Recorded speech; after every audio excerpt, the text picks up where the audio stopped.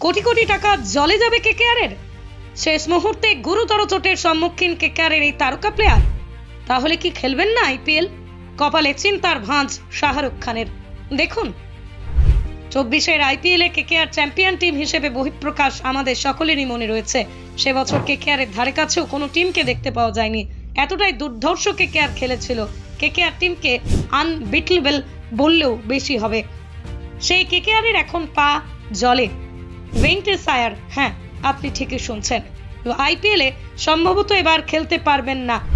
ভেঙ্কটেশ আয়ারের 1 বছর অর্থাৎ 2025-এ, যার পিছনে কেকেআর ঢেলে ঢেলে টাকা দিয়েছিল, খরচা করেছিল।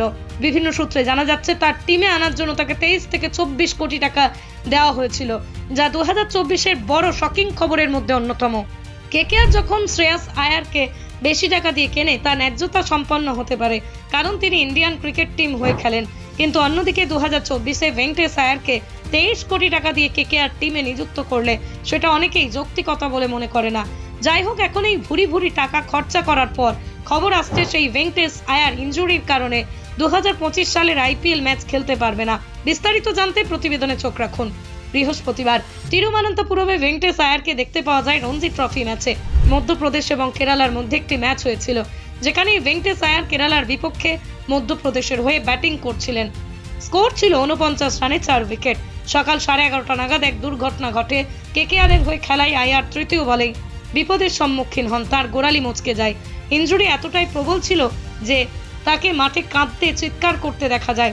তৎক্ষণাৎ প্রাথমিক চিকিৎসা শুরু করা হয়, কিন্তু তার ব্যথা সহ্য করতে না পারায় তাকে মাঠের বাইরে বেরিয়ে যেতে দেখা যায়। পরে আবারও 3:30 নাগাদ ম্যাচে দেখতে পাওয়া যায় এক সাহসী যোদ্ধার মতো ম্যাচ খেলতে শুরু করেন। 42 রানও বানান, কিন্তু আবারও ব্যথা খুবই বেড়ে যাওয়ার কারণে তাকে মাঠে পড়ে যেতে দেখা যায়। তার গোড়ালি একেবারেই বেঁকে যায়। এরপর তাকে চেয়ারে বসতে দেখা যায় তথা প্রাথমিক চিকিৎসার দৃশ্য দেখতে পাওয়া যায়। কিছুতেই তিনি নিজের পায়ে দাঁড়াতে না পেরে শেষমেশ ফিজিওর কাঁধে ভর দিয়ে মাঠ থেকে বেরিয়ে যান। এরপর তাকে ডাগ আউটে চেয়ারে পা রেখে বসতে দেখা যায়। বলা বাহুল্য, কেকেআর ভেঙ্কটেশ আয়ারের সমর্থকেরা এখন বেশ উদ্বিগ্ন অবস্থায় রয়েছেন। যদিও এই প্রসঙ্গে কেকেআরের তরফ থেকে বিবৃতি পাওয়া গেছে, কেকেআর এবং মধ্যপ্রদেশ টিম ভেঙ্কটেশ আয়ারের প্রশংসা করেছেন, বলেছেন, ফাইটার হে আপনা আয়ার। মুশকিল পরিস্থিতিতে মধ্যপ্রদেশ টিমকে গোড়ালি মোচড়ানো সত্ত্বেও আয়ার যেভাবে খেলেছেন তা অবশ্যই প্রশংসাযোগ্য। আমরা সবাই প্রত্যক্ষদর্শী। কেকেআর টিমকে চ্যাম্পিয়ন বানাতে ভেঙ্কটেশ আয়ারের ভূমিকা সর্বোচ্চ। এখন যদি তিনি ঠিক না হন, তাহলে সম্ভবত রাহানে বা রিঙ্কু সিং এর মধ্যে কাউকে কেকেআরের অধিনায়ক হিসেবে গণ্য করা হবে। আইপিএল ফাইনালে আয়ারের খেলার প্রদর্শন নিয়ে কোনো কথা হবে না। 157.79 স্ট্রাইক রেটে 13 ইনিংসে 370 রান করেছিলেন। তাছাড়া কোয়ালিফায়ারের ম্যাচের কিং হিসেবেও তাকে জানা যায়।